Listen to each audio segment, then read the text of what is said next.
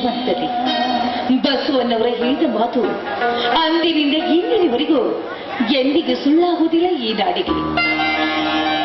ಹಾಗೆ ಈ ಜಗದಲ್ಲಿರುವ 84 ಕೋಟಿ ಜೀವರಾಶಿಗಳಿಗೆ ನಿನ್ನನ್ನು ನಂಬಿಕೊಂಡು ನಿನ್ನ ಮೇಲೆ ಅಪಾರವಾದ ನಂಬಿಕೆ ಇಟ್ಟುಕೊಂಡಿದ್ದಾರೆ. ಆದರೆ ಯಾಕಪ್ಪ ತಂದೆ, ಯಾಕಿಷ್ಟು ಬಡವರ ಮೇಲೆ ನಿನ್ನ ಕೋಪ, ನಿನ್ನ ತಾಪ? ಒಳ್ಳೆಯದಲ್ಲ ತಂದೆ, ಒಳ್ಳೆಯದಲ್ಲ. ನಿನ್ನನ್ನು ನಂಬಿಕೊಂಡು ಸದಾ ನಿನ್ನ ಧ್ಯಾನದಲ್ಲಿ ಇದ್ದುಕೊಂಡು ಸದಾ ಹಗಲು ರಾತ್ರಿ ಎನ್ನದೆ ನಿನ್ನ ಧ್ಯಾನದಲ್ಲಿರುವ ಬಡವರ ಮೇಲೆ ಈ ಕೋಪ ತಾಪ ಒಳ್ಳೆಯದಲ್ಲ ತಂದೆ, ಒಳ್ಳೆಯದಲ್ಲ. ಈ ಭೂಮಿಗೆ ಬರಗಾಲ ಬೇಕು, ಮೇಘರಾಜನ ಆಗಮಕ್ಕಾಗಿ ಹಗಲು ರಾತ್ರಿ ಎನ್ನದೆ ಬಾಯಿ ತೆರೆದು ಕೂತಿರುವ ಬಡವರ ಪಾಲನೆ ಉದ್ಧಾರ ಮಾಡಬೇಕಾದ ನೀನು ಹೀಗೆ ಮಗುವಿಗೆ ಕೂತ್ರೆ ನಮ್ಮಂತ ಬಡ ರೈತರು ಈ ಭೂಮಿ ಮೇಲೆ ಬದುಕೋದಾದ್ರೆ ಹೇಗೆ ತಂದೆ? ಬದುಕೋದಾದ್ರೆ ಹೇಗೆ? ಈ ಭಾರತ ದೇಶದಲ್ಲಿ ದೇಶಕ್ಕೆ ಅನ್ನವನ್ನು ನೀಡುವ ಒಬ್ಬ ರೈತ, ಇನ್ನೊಬ್ಬ ದೇಶಕ್ಕೆ ತನ್ನ ಪ್ರಾಣವನ್ನೇ ಮುಡುಪಾಗಿಟ್ಟ ಸೈನಿಕ, ಇವರಿಬ್ಬರ ಜೀವನಕ್ಕಾಗಿ ನಮ್ಮಂತ ಬಡವರ ಮೇಲೆ ದಯೆ ತೋರಿಸಿ ನಮ್ಮನ್ನು ಕರುಣಿಸಿ ಕಾಪಾಡುತ್ತದೆ. ಕಾಪಾಡು.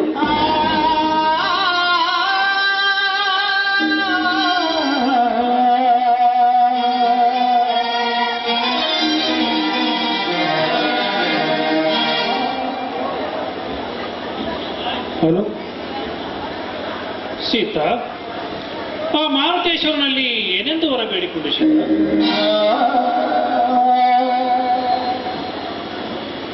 ಬನ್ನಿ ಸುದ್ದಿ, ಇಂದು ಶ್ರೀಶೈಲ ಮಲ್ಲಿಕಾರ್ಜುನ ಜಾತ್ರೆಯಲ್ವೇ? ಅದಕ್ಕೆ ಆ ಮಲ್ಲಿಕಾರ್ಜುನ ಪೂಜೆಯನ್ನು ಮಾಡ್ತಾ ಇದೆ. ತೆಗೆದುಕೊಳ್ಳಿ ದೇವರ ಪ್ರಸಾದವನ್ನು.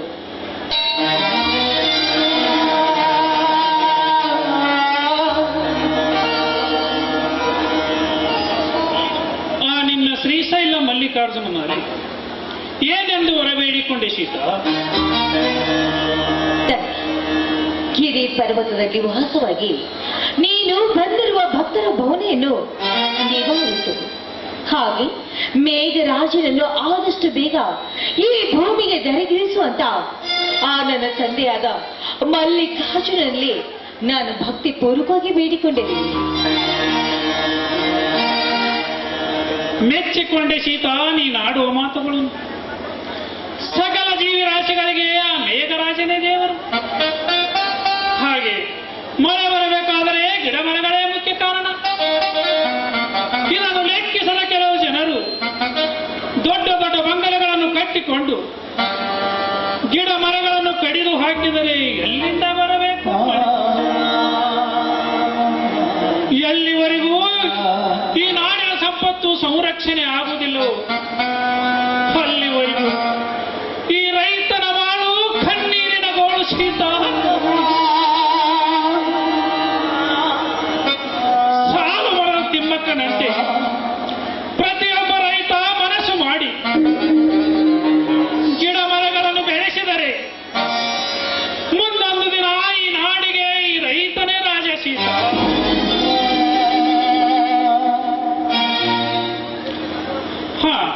ಅದಿರಲಿ, ಇವತ್ತು ಮಾರುತೇಶ್ವರ ಜಾತ್ರೆ ನಿಮಿತ್ತ ಕೂರಿಗೆಯನ್ನು ನಿಲಾವು ಮಾಡಿಕೊಂಡು ಬಂದಿರುವೆ. ಆ ದೇವರ ದಯದಿಂದ ಈ ವರ್ಷ ಚೆನ್ನಾಗಿ ಮಳೆ ಆದರೆ ಇದೇ ಕೂರಿಗೆಯಿಂದ ಈ ಭೂಮಿ ತಾಯಿ ಉಡಿ ತುಂಬುವ ಹಾಗೆ ಉತ್ತಮ ಬೆಳೆ ಬರಲಿ ಎಂದು ಆ ಮಾರುತೇಶ್ವರನಲ್ಲಿ ಪೂಜೆ ಮಾಡೋಣ ಭಾಷಿಸಿದ್ದ. ತಾವು ಹೇಳಿದ ಮಾತಿನ ಪ್ರಕಾರವೇ ಆಗಲಿ.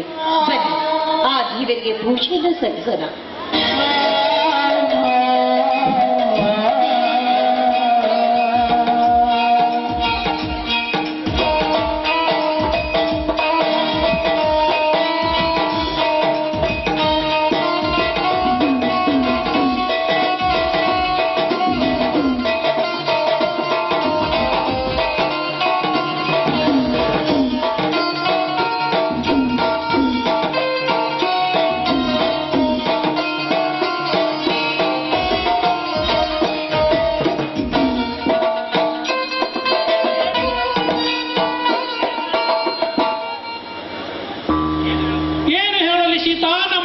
ಕರ್ಮಕಾಂಡ.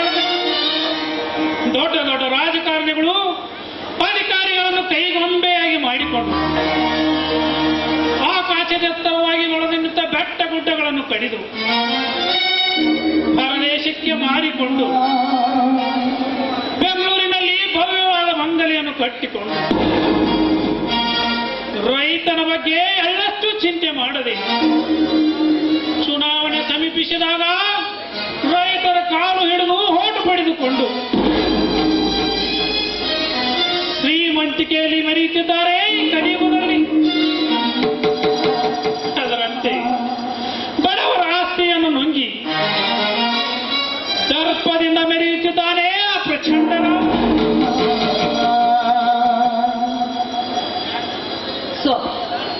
ಅವರ ಅಟ್ಟವಾಸವನ್ನು ಮೆಟ್ಟಿ ಹಾಕಲು ಯಾರಿಂದಲೂ ಸಾಧ್ಯವಿಲ್ಲವೇ ಸ್ವಾಮಿ? ಯಾರಿಂದಲೂ ಸಾಧ್ಯವಿಲ್ಲವೇ? ಪ್ರಚಂಡ ರಾವಣನ ಹಾವಳಿಯನ್ನು ಮಟ್ಟ ಹಾಕಬೇಕಾದ್ರೆ ದೇಸಾಯಿಯವರ ಹೊಟ್ಟೆಯಲ್ಲಿ ಹುಟ್ಟಿ ಬರಬೇಕು ಜೋಡಿ ಹುಲಿಗಳು. ಆ ತ್ರೇತಾಯುಗದಲ್ಲಿ ಶ್ರೀರಾಮ ಲಕ್ಷ್ಮಣನಿಂದ ಆ ದುಷ್ಟ ರಾವಣಾದ ಸಂಹಾರವಾಗಲಿದೆ. ಅದರಂತೆ ನಿಮ್ಮದು ಕೂಡ ಈ ಕಲಾವಿದರ ದುಷ್ಟ ರಾವಣ ಸಂಹಾರ ಆಗೋದಿಲ್ಲ. ಸೀತಾ, ಹಿರಿಯರು ಒಂದು ಮಾತು ಹೇಳಿದ್ದಾರೆ ಗೊತ್ತಾ? ಏನೆಂದು ಹೇಳಿದರೆ ಸ್ವಾಮಿ? ಬಡವನ ಸಿಟ್ಟ ದೌಡಿಗೆ ಮೂಲವೆಂದು. ಹಾಗಂತ ಸುಮ್ಮನೆ ಕೈ ಕಟ್ಟು ಕುಳಿತುಕೊಳ್ಳದ ಸ್ವಾಮಿ? ಹಾಗಲ್ಲ ಸೀತಾ, ನಾವು ದೇಸಾಯಿಯವರ ಮನೆಯಲ್ಲಿ ದುಡಿಯುವ ಆಳುಗಳು. ಅವರನ್ನು ಕೇಳಿ ಮುಂದುವರಿಯುವುದು ಒಳ್ಳೆಯದು. ಬರೀ ಮಾತಿನಲ್ಲಿ ಮೋಡಿ ಮಾಡಿವೋ ಅಥವಾ ಹಸಿದ ಹೊಟ್ಟಿಗೆ ಏನಾದರೂ ತಿನಿಸುವೆ? ಇದೇನು ಇದು ಹಾಗೆ ಹೇಳ್ತಾ ಇದ್ರಲ್ಲ, ನಿಮ್ಗೆ ಇಷ್ಟ ಅಂತ ಎಣ್ಣೆ ಬದನೆಕಾಯಿ ಪಲ್ಯ, ಆಮೇಲೆ ಎಳ್ಳು ಹಚ್ಚಿದ ಸಜ್ಜಿ ರೊಟ್ಟಿ, ಬಾನ ಎಲ್ಲ ಬರ್ತೇನೆ. ಹೊಟ್ಟೆ ತುಂಬಾ ಊಟ ಮಾಡಿ ಕುಂಕರ್ಣ ಅಂತ ನಿದ್ದೆ ಮಾಡುತ್ತೆ. ಬನ್ನಿ ಒಳಗಡೆ. ಸೀತಾ, ಊಟ ಮಾಡಿ ಸುಮ್ಮನೆ ಮನ್ಕೊಳ್ದ? ತುಂಬಾ ನಾಶೆ ಆಗಿದೆ. ಊಟ ಮಾಡಿದ್ಮೇಲೆ ಮತ್ತೇನು ಮಾಡಕ್ಕಾಗುತ್ತೆ? ಕೌದಿ ಒಳಗೆ ಗರ್ದಿ ಗಮ್ಮತ್ತು ಮಾಡೋನಲ್ಲ. ಮಾತಾಡೋದಕ್ಕೆ ಹೊತ್ತು ಬನ್ನಿ ಒಳಗಡೆ ಹೋಗೋಣ. ಹೋಗು ಎಂದರೆ ಹಾಗೆ ಹೋಗುವುದಾ ನನ್ನ ಚಿನ್ನ? ಪಡುವಣ ದಿಕ್ಕಿನಲ್ಲಿ ಸೂರ್ಯನ ಕೆಂಪಾದ ಕಿರಣದಲ್ಲಿ ಸೂಸುವ ತಂಗಾಳಿಗೆ ನನ್ನ ಮೈಗೆ ಮೈಸುವಕಿ ಕುಣಿಬಾರದೆ? ಈ ಗಣಸಕ್ಕೆ ಹೊತ್ತು ಗೊತ್ತು ಅನ್ನೋದೇ ಇಲ್ವಾ? ಸಮಯ ಪ್ರಾಜ್ಞೆ ಇಲ್ಲದೆ ಏನೇನು ಮಾತಾಡ್ತಾ ಇರಪ್ಪ ನೀವು? ಸೀತಾ, ಸರಸಕ್ಕೆ ಹೊತ್ತು ಗೊತ್ತು ಯಾಕೆ ಬೇಕು?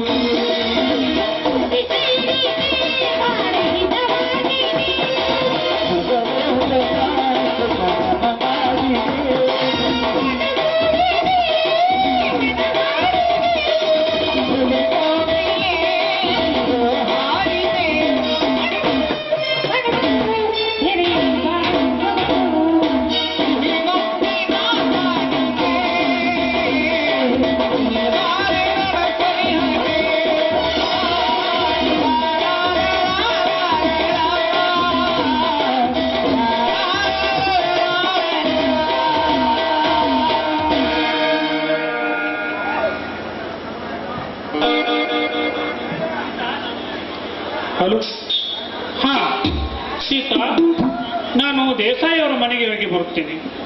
ಹೊಲದಿಂದ ಸಂಬಂಧಿರು ಬಂದ ಮೇಲೆ ಊಟ ಮಾಡಿದ್ರಾಯ್ತು.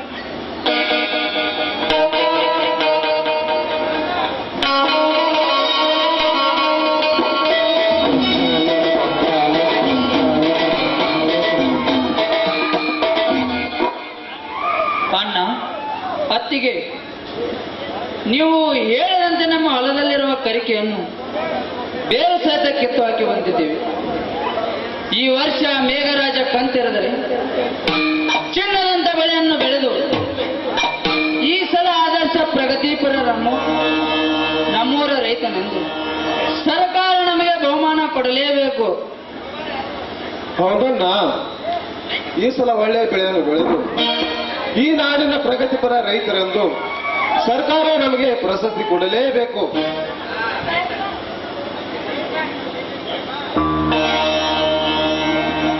ಸೋದರ, ರೈತರಿಗೆ ಬೆಲೆಯಲ್ಲಿದೆ ಈ ನಾಡಿನಲ್ಲಿ. ಸರ್ಕಾರ ಈ ನಾಡಿನ ರೈತರಿಗೆ ಯಾವ ಬಿರುದು, ಯಾವ ಪ್ರಶಸ್ತಿ ಕೊಡುವುದಿಲ್ಲಪ್ಪ. ಹಾಗೇನಾದರೂ ಒಂದು ವೇಳೆ ಕೊಡಬೇಕೆಂದರೆ ಮಳೆ ಬಿಸಿಲು ಎನ್ನದೇ ದುಡಿದು ಬೆಳೆ ಬೆಳೆದ ಸಿರಿಧಾನ್ಯಗಳನ್ನು ದಲ್ಲಾಳಿಗಳ ಸೊತ್ತಾಗಿಸಿ ಯೋಗ್ಯ ಬೆಲೆ ಸಿಗದೆ ಬೀಜ ಗೊಬ್ಬರಕ್ಕಾಗಿ ಮಾಡಿದ ಸಾಲ ಬಾಧೆಯನ್ನು ತಾಳಲಾರದೆ ಈ ನಾಡಿನ ರೈತ ಆತ್ಮಹತ್ಯೆಗೆ ಶರಣಾಗುವನಲ್ಲ. ಅದೇ ಕಣಪ್ಪ, ಈ ಸರ್ಕಾರ ಈ ರೈತನಿಗೆ ಕೊಡುವ ಪ್ರಶಸ್ತಿ. ನಮಗೆ ಯಾಕಪ್ಪ ಪ್ರಶಸ್ತಿ? ನಾವು ಈ ಭೂಮಿ ತಾಯಿ ಮಕ್ಕಳು, ತಾಯಿ ಕೊಟ್ಟ ಅಂಬಲಿಯನ್ನು ಉಂಡು ಕಣ್ತುಂಬ ಹೆಂಡರ ಮಕ್ಕಳೊಂದಿಗೆ ಸುಖವಾಗಿದ್ದರೆ ಸಾಕಪ್ಪ. ಅದೇ ಈ ನಾಡಿನ ರೈತರಿಗೆ ಪ್ರಶಸ್ತಿ. ಸೋದರ, ನಾನು ನಿಮಗೆ ಒಂದು ಮಾಡಿಬಿಟ್ಟಿರ್ತೇನಪ್ಪ. ಚಿಕ್ಕ ವಯಸ್ಸಿನಲ್ಲಿ ತಂದೆ ತಾಯಿಯನ್ನು ಕಳೆದುಕೊಂಡ ನಿಮಗೆ ಒಳ್ಳೆಯ ಶಿಕ್ಷಣವನ್ನು ಕೊಡಿಸಲು ಸಾಧ್ಯವಾಗಲಿಲ್ಲ. ಒಂದು ವೇಳೆ ಶಿಕ್ಷಣ ಕೊಡಿಸಿದರೆ ದೊಡ್ಡ ಸಾಹಿತಿ ವಿಜ್ಞಾನಿಗಳಾಗಿ ಈ ದೇಶದಲ್ಲಿ ಸಾಕಷ್ಟು ಹೆಸರು ಮಾಡಬಹುದಿತ್ತಪ್ಪ. ಆದರೆ ಅದು ಈ ಅಣ್ಣನಿಂದ ಸಾಧ್ಯವಾಗಲಿಲ್ಲಪ್ಪ. ಕ್ಷಮಿಸಿ ಬಿಡಿ. ಅಣ್ಣ, ನೀನು ನಮ್ಮನ್ನು ಕ್ಷಮೆ ಕೇಳೋದೇ? ರೈತರಿಗೆ ಆತ್ಮಹತ್ಯೆ ಒಂದೇ ಮಾರ್ಗ ಅಲ್ಲ. ತಂತ್ರಜ್ಞಾನ ತುಂಬಾ ಮುಂದುವರಿದಿದೆ. ಅದರ ಉಪಯೋಗ ತೆಗೆದುಕೊಂಡರೆ ಚಿನ್ನದಂತ ಬೆಳೆಯನ್ನು ಬೆಳೆಯುವುದಲ್ಲ. ಎಷ್ಟೇ ಸಾಲಿ ಕಲಿತರು ಭೂಮಿ ತಾಯಿ ಬೆಳೆದರೆ ಎಲ್ಲಾ ಚೆನ್ನಾಗಿರೋದು. 84 ಕೋಟಿ ಜೀವರಾಶಿಗಳು ಈ ರೈತನಿಂದಲೇ ಬದುಕಿರುವುದು. ರೈತ ಈ ದೇಶದ ಬೆನ್ನೆಲುಬು. ರೈತ ತರ ಜಗವಲ್ಲಾಡುವುದು. ರೈತ ತರ ಜಗವಲ್ಲಾಡುವುದು. ಹೌದನ್ನ, ಲಕ್ಷ್ಮಣನು ಹೇಳಿದ ಮಾತು ಅಕ್ಷರಶ ನಿಜವಾಗಿದೆ. ನೀವೇನು ತಲೆ ಕೆಡಿಸಿಕೊಳ್ಳಬೇಡಿ. ರೈತರ ಮಕ್ಕಳಾಗಿ ನಾವು ಚಿನ್ನದಂತ ಬೆಳೆಯನ್ನು ಬೆಳೆದು ಈ ಸಲ ಆದರ್ಶ ಪ್ರಗತಿಪರ ನಮ್ಮೂರ ರೈತನಿಂದು ಸರ್ಕಾರ ನಮಗೆ ಬಹುಮಾನ ಕೊಡಲೇಬೇಕು. ಸೋದರರೇ, ಈ ನಿಮ್ಮ ತ್ಯಾಗದ ಸುಳಿನುಡಿಗಳನ್ನು ಕೇಳಿದರೆ ಈ ಅಣ್ಣನ ಹೊಟ್ಟೆ ತುಂಬಿದಂತಾಯಿತು. ರಾಮ ಲಕ್ಷ್ಮಣರ ಲವಕುಶರಂತೆ ಬದುಕಿ ಬಾಳಿ ದುರ್ಗಾಪುರದಲ್ಲಿ ಆದರ್ಶ ಮನೆತನವೆಂದು ಜನರ ಬಾಯಲ್ಲಿ ಬಂದರೆ ಸಾಕಪ್ಪ, ಅದೇ ನಮಗೆ ಪ್ರಶಸ್ತಿ. ಅಣ್ಣ, ಒಗ್ಗಟ್ಟೇ ಬಲ, ಒಡಕೆ ಕೆಡುಕು. ಇಂದಿನ ಕಾಲದಲ್ಲಿ ಎಲ್ಲರೂ ಕೂಡಿ ಜೋಳದ ರಾಶಿ ಮಾಡುವಾಗ ಹಾಡು ಹಂಚಿಕೊಳ್ಳಲು ಶಿವನ ಸದನಕ್ಕೆ ಕೇಳಿ ಶಿವ ಪಾರ್ವತರು ಆನಂದದಿಂದ ಕೈಲಾಸದಲ್ಲಿ ಕಾಲ ಕಳೆಯುತ್ತಿದ್ದಾರೆ. ಹೌದು ಮೈದಿನ. ಹಾಗಾದ್ರೆ ನೀನ್ಯಾಕಪ್ಪ ಒಂದು ಹಂತಿ ಪದವನ್ನು ಹಾಡಬಾರ್ದು? ಮಾತಿಗೆ ನಾನು ಹಂತಿ ಪದವನ್ನು ಹಾಡ್ತೇನೆ, ನೀವು ಜಾನಪದ ಸೋಪಾನ ಪದವನ್ನು ಹಾಡಬೇಕು.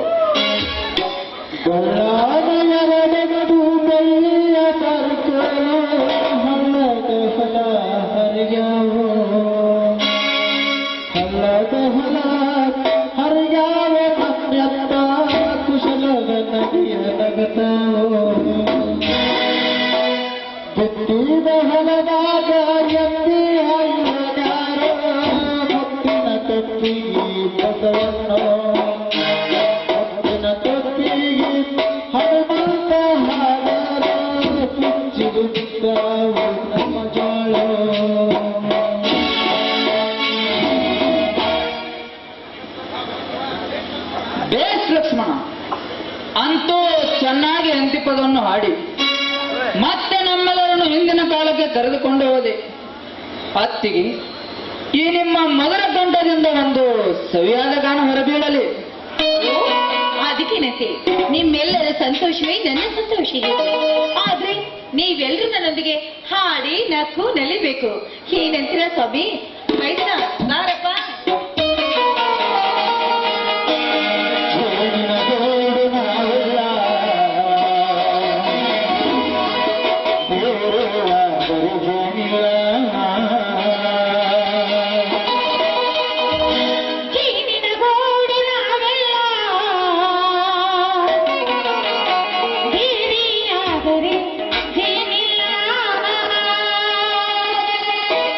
ಮನಗಳು ಸೇರಿದರೆ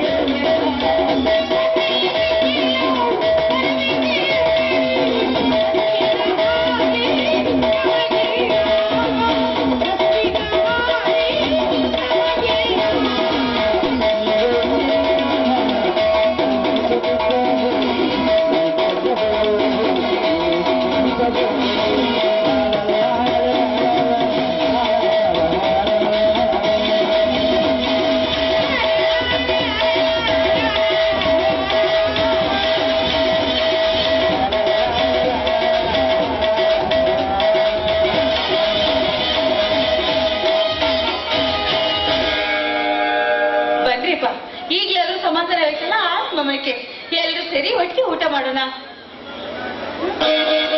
ಸಮಾಧಾನ ಆಗಿಲ್ಲ ತಿಗಿ ಅವರು ಹಾ. ಇನ್ನೊಂದು ಅಲ್ಲ